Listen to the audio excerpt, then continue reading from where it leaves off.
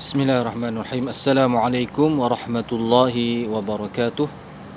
Nahmaduhu wa nasta'inuhu wa nastaghfiruhu wa nu'minu bihi wa natawakkalu alayhi wa na'udzu billahi min shururi anfusina wa min sayyiati a'malina.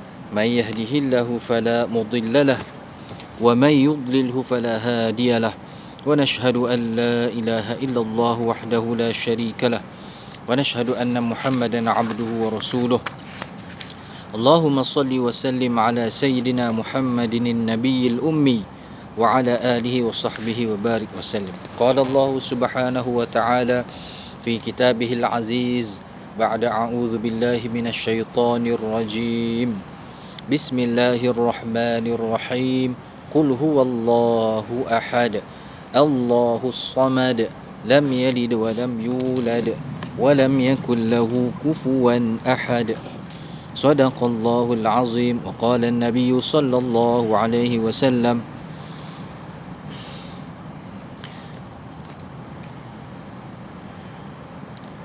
An Abi Hurairah radhiyallahu anhu qala sami'tu Rasulullah sallallahu alaihi wasallam yaqul la yazalu an-nasu yatasaaluna hatta yuqala hadha khalaqallahu al-khalqa faman khalaqallah.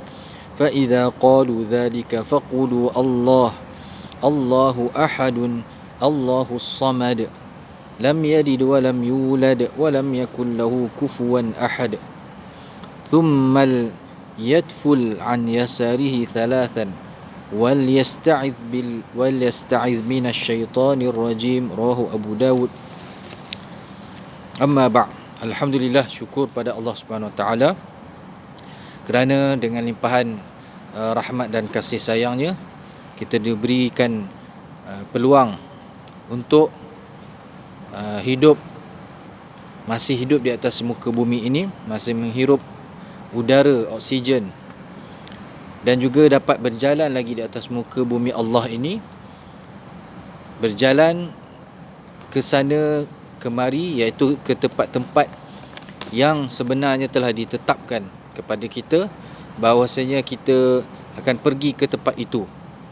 Seseorang itu tidak akan meninggal dunia, tidak akan mati melainkan pada saat dan ketikanya. La yastakhiruna sa'ata wa la yastaqdimun.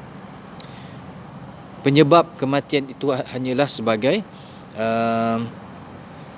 asbab, sebagai memenuhi, menyempurnakan takdir Allah Subhanahu Wa Taala. Ada orang yang sakit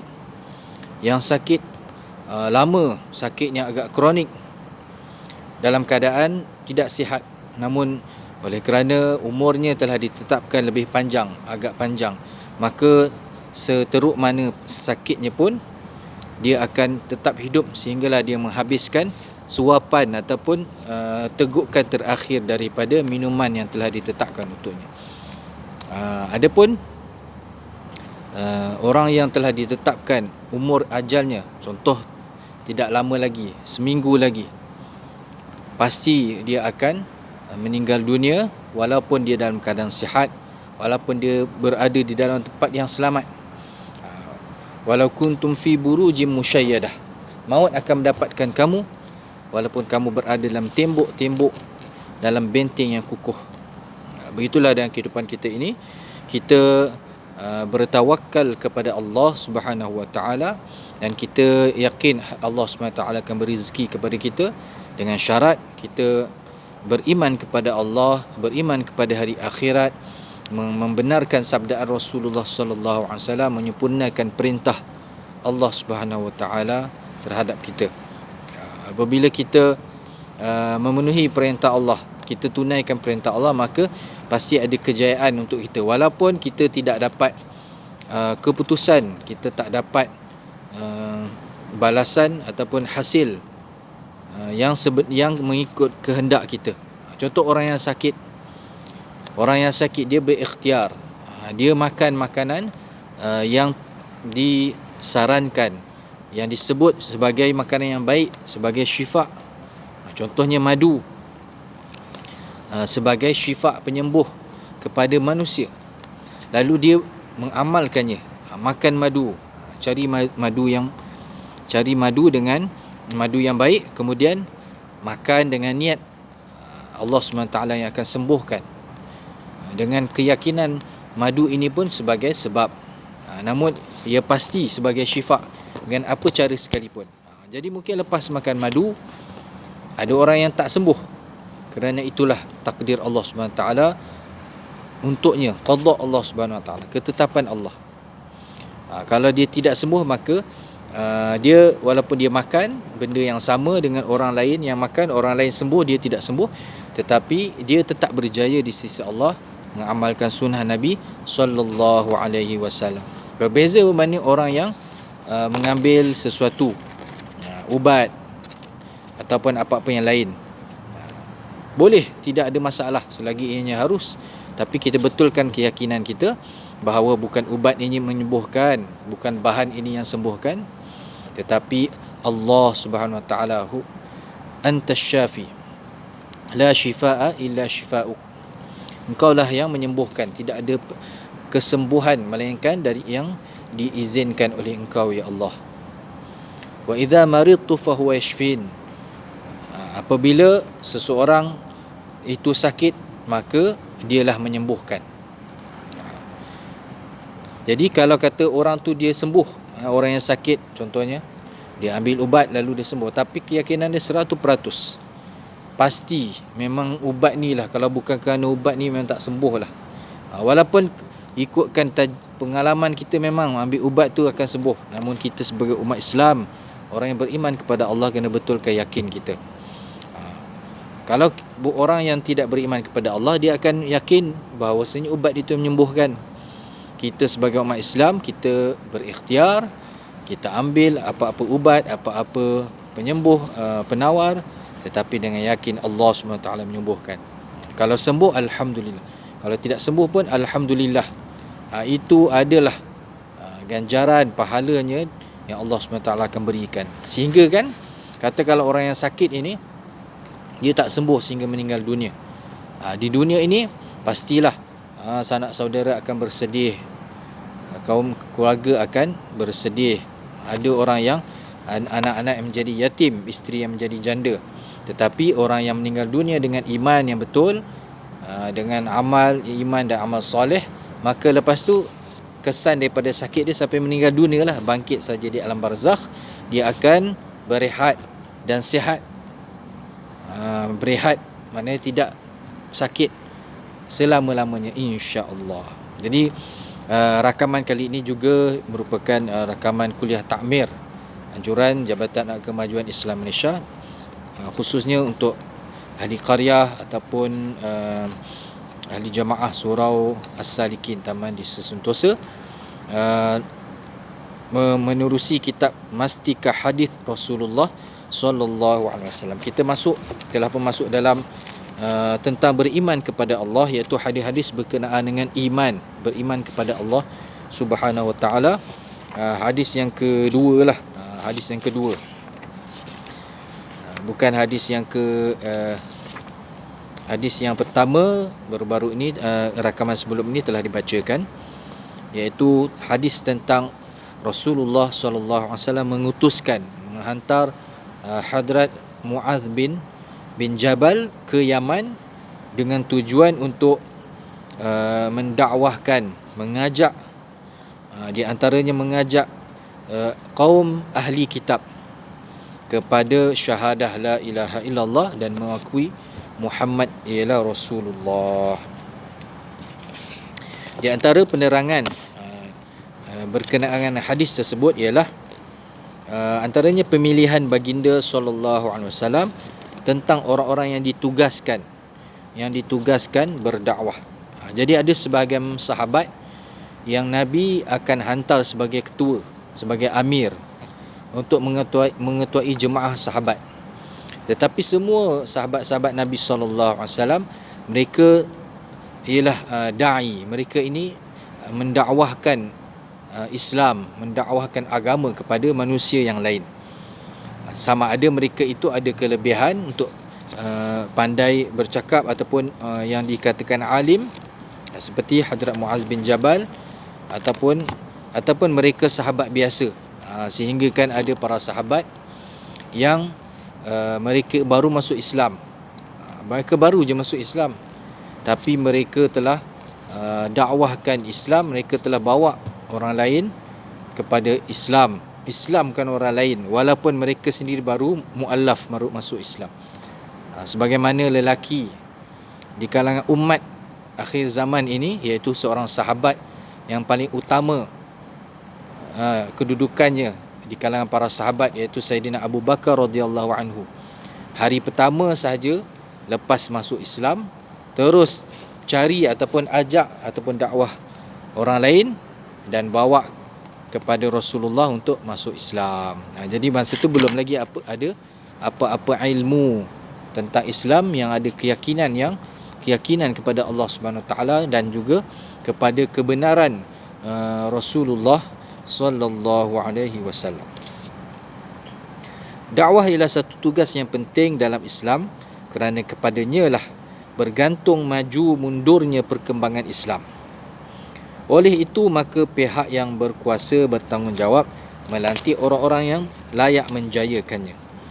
Rasulullah SAW telah melantik orang-orang yang di kalangan para sahabat yang menjalankan tugas ini di kalangan orang-orang alim, pegawai-pegawai daerah ataupun wazir dan lain-lainnya. Di antaranya ialah Hadrat Muaz bin Jabal yang tersebut perihalnya dalam hadis sebelum ini. Hadrat Muaz diutus oleh baginda Rasulullah SAW ke negeri Yaman pada tahun yang ke-10 Hijrah, sebelum daripada baginda berangkat ke Mekah untuk menunaikan haji wada'. Muaz telah dipilih oleh baginda untuk menjalankan tugas dakwah Islamiyah di negeri Yaman, bukan sahaja kerana kelayakan sebagai seorang alim, ahli agama yang berpengetahuan mendalam tentang Islam, tapi juga kerana dia berasal daripada Yaman dan mengetahui selok-belok negeri itu dan tabiat serta adat resam penduduknya. Baik. Jadi ini merupakan satu hikmah yang mana kita sebagai umat akhir zaman, untuk semua golongan, sama ada golongan penguasa, golongan pemerintah maupun orang biasa, semuanya sebenarnya apabila kita umat Rasulullah SAW, maka kita perlu menjalankan tugas dakwah ini. Kerana dakwah ini ibarat seperti air yang mengalir. Air yang mengalir, kita lihat sungai. Kalau anak sungai sekalipun, apabila mengalir, maka ia akan memberi manfaat kepada sekitarnya, laluan ataupun tempat-tempat yang berhampiran dengan air. Orang ataupun binatang boleh minum dan ambil air tersebut untuk kehidupan mereka. Tapi kalau air itu tidak bergerak di tempat yang sama sahaja, maka orang-orang lain yang jauh daripada air itu tidak akan dapat manfaat, dan dia sendiri, air itu sendiri pun tidak sebersih, tidak sesegar air yang mengalir. Begitu jugalah perkara yang sangat bernilai yang ada di dalam hati kita ini, iaitu iman dan Islam, adalah perkara yang juga sangat penting, juga bernilai kepada setiap manusia. Kerana itu para sahabat telah dihantar ketika zaman Rasulullah. Mereka telah dihantar oleh Rasulullah untuk pergi ke tempat-tempat untuk fatahkan tempat itu, buka tempat itu untuk Islam. Bukanlah tujuannya untuk membina, untuk meluaskan jajahan, tidak pernah ada niat sebegitu, daripada tidak pernah ada tujuan untuk membesarkan jajahan, membesarkan kekuasaan, membentuk negara. Itu sebenarnya bukan matlamat, bukan asal. Apa yang baginda Rasulullah SAW buat adalah berdasarkan wahyu, sehingga kan apa saja yang disabdakan oleh Rasulullah sendiri pun adalah bersumberkan wahyu. Baginda bukan merancang semata-mata untuk membina negara ataupun merancang untuk meluaskan jajahan Islam. Jemaah yang dihantar untuk buka negara itu dengan tujuan dakwah, supaya orang datang kepada agama Allah. Sebagaimana apabila berlakunya Fatah Mekah,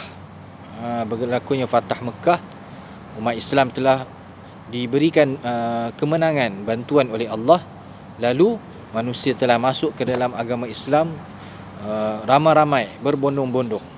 Maka setelah tugas selesai, baginda pulang kembali ke Madinah, walaupun Nabi sendiri berasal daripada Mekah. Kerana tujuan buka kota Mekah itu bukan untuk menguasai, bukan untuk merampas kembali barang-barang, harta-harta yang ada di Mekah, tapi dengan tujuan untuk fatah, mengagungkan supaya kalimah Allah, litakuna kalimatullahi hiyal ulia, supaya kalimah Allah menjadi tinggi. Itu tujuan asalnya.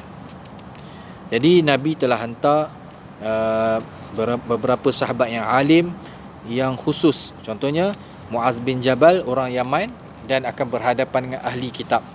Maka seorang alim di kalangan sahabat ini dipilih untuk menjadi ketua. Dan di sana pun sebenarnya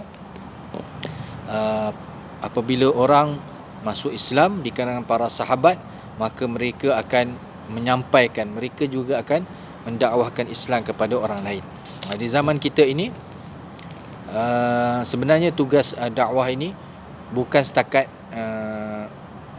tugasan orang-orang alim, ustaz-ustaz, guru-guru agama, ataupun orang-orang yang dilantik ada jawatan dalam jabatan agama sahaja. Tidak. Semua orang sebenarnya ada kelayakan. Semua orang sebenarnya ada bahagian masing-masing, mengikut keadaan, mengikut tahap kebolehan masing-masing. Bahkan sebenarnya di dalam usaha untuk dakwahkan Islam ini ada banyak peringkat. Ada juga di kalangan jemaah. Kalau jemaah yang dibentuk, kalau di tempat kita ini, mungkin akan jemaah itu ada yang tak jumpa pun orang bukan Islam. Jumpa sesama orang Islam. Supaya apa? Supaya orang Islam juga kembali kepada agama Islam yang sempurna, yang jauh daripada agama, dapat kembali dekat kepada agama Allah, dapat kembali mengenal agama Allah, dapat kembali menjadi seorang hamba Allah yang menunaikan perintah-perintah Allah dan meninggalkan larangannya. Jadi sehingga ada jemaah yang buat dakwah ni bukan setakat tak pandai berkata ataupun tak pandai bercakap. Ada jemaah yang bisu, jemaah pekat dan bisu. Itu pun mereka juga buat dakwah. Allahu Akbar. Jadi jika seorang Islam, kita sebagai umat akhir zaman, seorang Islam, maka sebenarnya kita ada bahagian yang kita perlu ambil dan kita perlu masuk. Kita perlu ambil bahagian dan masuk ke dalam bahagian-bahagian di dalam dakwah Islamiyah.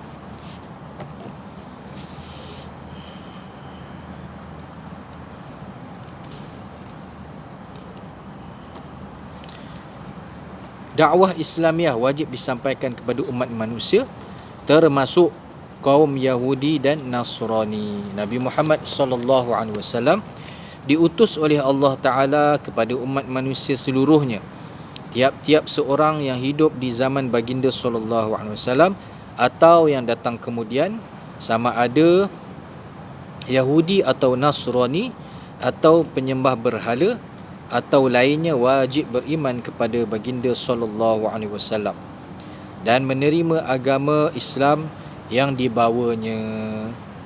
Tiap-tiap seorang tidak sah imannya kepada Allah Ta'ala selagi ia tidak beriman kepada sekalian Rasulnya, mula daripada Nabi Adam AS hinggalah kepada Nabi Muhammad sallallahu alaihi wasallam.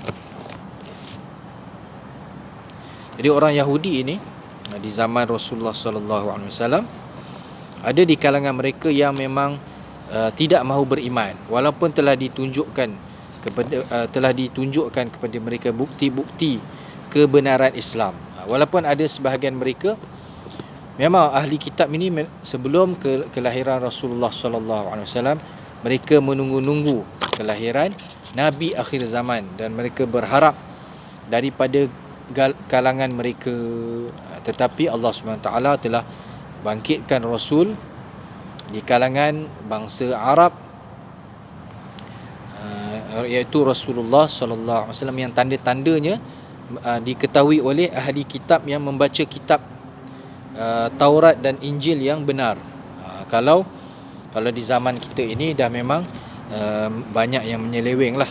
Walaupun ada yang ke arah, adalah yang lama-lama punya ke arah yang benar lah, tapi tidak 100%. Yang hanya sehingga hari kiamat benar dan tidak akan berubah hanyalah Al-Quranul Karim yang mulia, iaitu kitab wahyu yang diturunkan kepada Rasulullah sallallahu alaihi wasallam.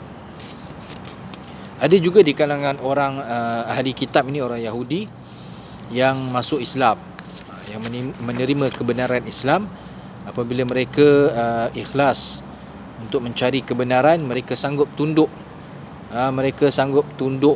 rendahkan diri mereka, maka insya-Allah mereka akan terima kebenaran. Ada juga di kalangan sahabat seperti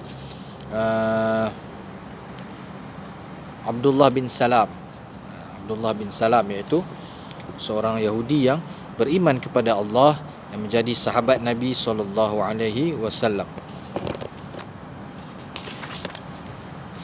Jadi ini antara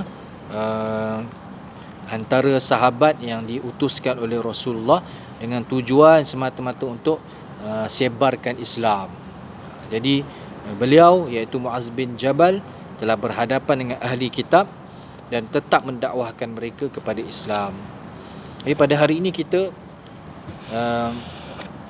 selain daripada bukti-bukti, selain daripada menunjukkan tentang maklumat yang benar, maklumat tentang Islam, penting juga untuk orang Islam menunjukkan akhlak yang sebenar, menunjukkan ketaatan, menunjukkan kesungguhan kita pada agama sendiri, agama Islam.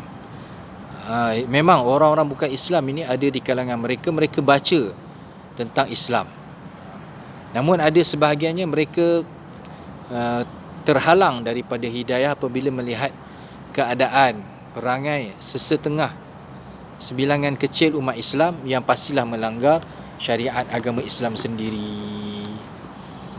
Jika mereka benar-benar mengkaji dengan ikhlas, dengan niat untuk mencari kebenaran, insya-Allah mereka akan diberi hidayah. Dan kita ini juga apabila kalau di kalangan orang Islam sendiri, dakwah yang dibuat kepada orang Islam adalah untuk mengajak kepada Allah. Orang yang jauh daripada Allah, orang yang tak berapa nak sembahyang, orang yang tak berapa nak amal amalan Islam, tak puasa, orang yang melakukan kemaksiatan, maka apabila dakwah ini dilakukan, iaitu bawa manusia ke rumah Allah dan kemudian menunaikan perintah Allah, memperbaiki iman. Antara usaha, antara perkara yang awal dilakukan ialah memperbetulkan iman dan amal, membetulkan iman yang benar. Apabila kita banyakkan menceritakan kebesaran Allah Subhanahu Wa Taala, mengeluarkan keyakinan terhadap makhluk, maka iman akan meningkat.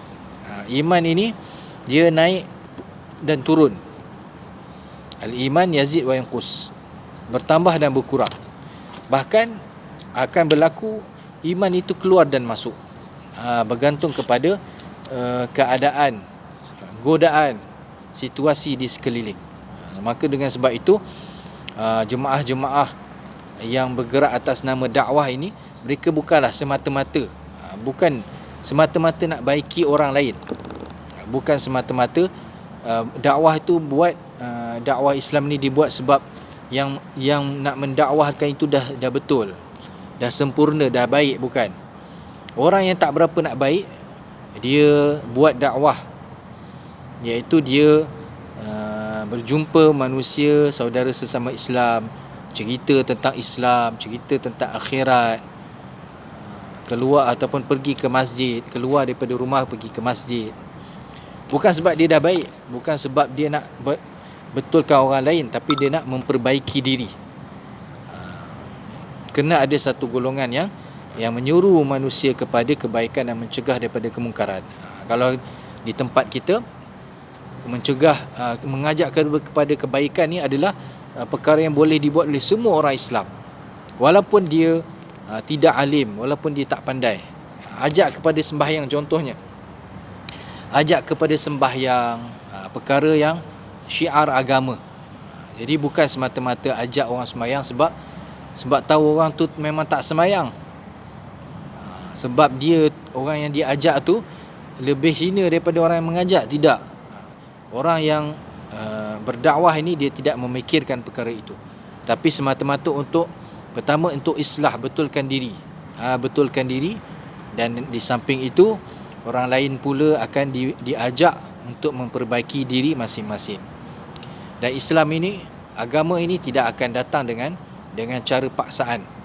Sebab itulah ramai orang-orang yang masuk Islam, mereka masuk dengan kerelaan hati. Apabila melihat keindahan Islam, maka mereka masuk ke dalam agama Islam dengan hati yang terbuka. Orang yang begini, kita lihat orang-orang saudara-saudara kita yang baru ini, sebahagian mereka ataupun kebanyakan mereka, oleh kerana mujahadah, susah payah mereka mencari agama ini, mereka lebih istiqamah, lebih tahan kesusahan dalam menunaikan perintah-perintah Allah berbanding orang lama. Sebab apa? Sebab orang lama, orang asal Islam, lahir Islam ni, iman ini bertambah dan berkurang. Maka kena tambahkan, kita kena tambahkan iman kita dengan antaranya ialah kita duduk dalam majlis iman, muzakarah tentang iman, muzakarah, berbincang, mengulang kaji tentang kebesaran-kebesaran Allah Subhanahu wa taala, agar iman yang ada dalam diri kita meningkat. Itulah antara perkara-perkara yang akan menarik rahmat Allah Subhanahu wa taala. Sebagaimana dalam rukun Islam, amalan-amalan dalam rukun Islam ada kerjanya, ada amalnya, bahkan ada usaha, ada mujahadah dalam mengamalkan setiap rukun Islam itu. Sebagaimana rukun Islam kedua, sembahyang, solat fardu 5 waktu yang wajib, berapa bilangan rakaatnya yang perlu ditunaikan oleh seorang Islam, seorang hamba Allah. Kemudian berpuasa pada bulan Ramadan sebulan, menahan diri daripada perkara yang membatalkan puasa. Dan kemudian membayar zakat. Ada sebahagian harta yang wajib perlu dikeluarkan apabila sampai masa dan cukup nisabnya. Begitu juga yang kelima, menunaikan haji ke Baitullah bagi yang mampu. Maka amalnya ataupun tugasnya ialah seseorang itu akan pergi berangkat menuju ke Baitullah, ke Mekah dan ke Madinah. Ke Mekah menunaikan beberapa rukun haji, sehinggalah dia dikira sebagai telah menunaikan rukun-rukun haji paling kurang. Maka apatah lagi, selayaknya lah untuk iman, merupakan rukun Islam yang pertama, syahadah kita, la asyhadu an la ilaha illallah wa asyhadu anna Muhammadar Rasulullah. Kita tasdik, membenarkan, iqrar bil lisan, kita sebut ikrar dengan lidah, dan kita membenarkan dengan hati. Maka antara amal ataupun kerja untuk meningkatkan iman ialah sebagaimana yang telah dibuat oleh para sahabat radhiyallahu anhum ajma'in. Mereka ada buat muzakarah iman, mereka ada buat halaqah iman, ataupun mereka apabila berjumpa, mereka bukan setakat urusan muamalat dunia sahaja, muamalat bukan setakat usaha ikhtiar mereka dalam mencari keperluan dunia sahaja. Mereka akan berikan masa mereka, mereka akan ambil berat. Walaupun mereka ini duduk dengan dalam majlis Nabi SAW, apabila Nabi berkhutbah tentang syurga dan neraka, sehingga dengan khutbah Rasulullah menyampaikan wahyu daripada Allah, Al-Quran ini turun kepada Rasulullah dan disampaikan pada mereka. Mereka ialah orang-orang yang awal mengamalkan amalan-amalan, perintah-perintah Allah, hukum ahkam daripada Allah SWT dan Rasulnya. Contoh seperti perintah sembahyang ataupun larangan, contoh larangan arak. Maka mereka ni orang pertama sekali yang menunaikannya. Maka tetapi itu pun mereka akan ada masa untuk muzakarah iman. Ta'al nu'min sa'ah, kita beriman sebentar. Kita beriman sebentar, kita akan bincang tentang perkara-perkara yang meningkatkan iman, tentang alam barzakh, tentang mizan, timbangan amalan baik dan buruk, tentang syurga dan neraka, tentang perkara-perkara yang meningkatkan iman, tentang pahala, apakah ganjaran sesuatu amalan. Maka mereka telah iman mereka meningkat dan mereka menjadi sebagai hamba Allah Subhanahu Wa Taala yang beriman kepada Allah, yang beramal soleh. InsyaAllah kita akan sambung lagi pada waktu rakaman yang lain. Mudah-mudahan kita mendapat manfaat berkenaan dengan hadis dakwah dan iman ini, insyaAllah. Wallahu alam. Assalamualaikum warahmatullahi wabarakatuh.